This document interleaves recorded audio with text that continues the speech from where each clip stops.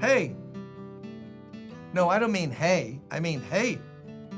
Did you know in Finland, Norway, and 2 other countries, the way you say good morning is hey, pronounced H-A-Y, spelled differently. Hey. Did you know sometimes in English, we go hey, and we'll sometimes go like this, like, come here. When you're far away from someone, you want them to come to you, and you go like this, hey, hey. So for one of the first times I was in Argentina, and I knew not to say hey, but I went, hola, hola, like this, come. The person looked at me kind of, and my translator tapped me and said, no, in Argentina, asking someone to come like that is an insult. When you ask someone to come to you, you go like this, hola, hola, hola, hola, and you go like this. But to us, when I grew up, that meant bye-bye. Bye, mommy, bye, daddy. Hey, you got to know where you are. Where we are in the Bible is Hebrews 13. And let's read again verse 3. Continue to remember those in prison as if you were together with them in prison, and those who are mistreated as if you yourselves were suffering. So not just prison now, which was a horrible thing back then, Roman Empire, but those who are being mistreated as if you yourselves were suffering. Notice this thing about the heart of God. People who are vulnerable and in pain, he's drawn to. You ever notice in the Old Testament, God's other chosen people were the widow, the orphan, widow, no husband to protect her, orphan, no one to protect him or her, and the alien, the one who's looked at as other. Get out of here, man. You're not like us. God said to Israel, don't ever take advantage of them because they're vulnerable and weak. Because if they go home and cry to me, I will come to you, my covenant people, and I will correct you and chasten you and punish you for taking advantage of the vulnerable. That's an ugly thing. So, and those who are mistreated as if you yourselves were mistreated. But I'm not mistreated. No, but remember them, take care of them, visit them, show mercy to them. Try to help them along because it's a very hard life when you're mistreated. Some people have it very, very hard in life. Maybe you don't, and you grew up in a nice, stable family, but not everyone has done that. Right now, you're in a good position in life. But there are people, especially in other parts of the world, and in America, they're mistreated because of their race.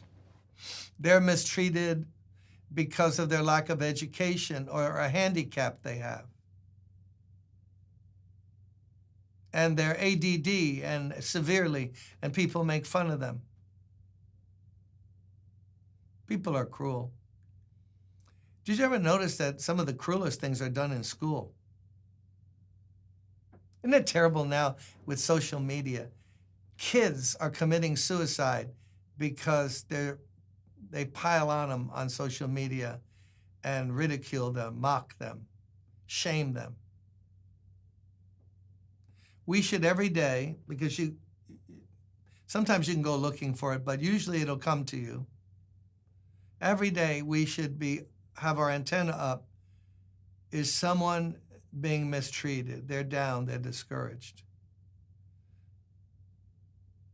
In America, with all of the land of plenty and all that, you know how many people are committing suicide? And young people too, not just elderly people who want out. Usually they're lonely, they feel like nobody cares about them, and they're mistreated. We have to have that side of our Christian heart ready to remember them, help them. Don't be isolated and aloof. That's what the Lord is saying to us through Hebrews 13. But empathize, there we go, empathize with them. And it happened to me, that's your problem. That is not a Christian attitude. As if you were mistreated. Have you ever been mistreated? How did that feel? Some people live with it. One of the hardest things I have to deal with and to know what to do, what not to do, is when you get wind of the fact that a wife might be mistreated physically, verbally abused, but she wants to hang in. Sometimes just psychologically, they can't break free. Very hard. To comfort, to counsel, to protect. And children, it's on me now. The law says I have to report that. The moment I know that a child has been abused in any way, I got to report that to the authorities. Somebody can go in and protect, get him out, get her out. Doesn't that just break your heart to know that kids are waking up to, I don't want to think about that. Innocent children. Nasty. Nasty. I once prayed with a woman in front of our church years ago, and I should have known something was up. She had sunglasses on. It was October. And she said, I was praying with her, and then I felt impressed to say, how can I help you? What do you want me to pray about? And she took off her glasses, and her eye was out like this, like Mike Tyson had. Her husband, she said, my husband is dealing drugs. I got 2 children. And he had the guys who work with him in the kitchen late last night, and they got guns leaning against the refrigerator and on the counter.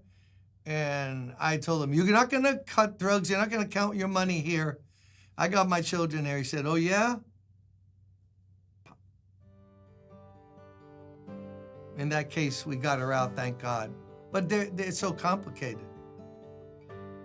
Did you know that there's, why don't you look up where you live if there's a domestic abuse shelter where you are. See if there's some way you can visit some of the women in there.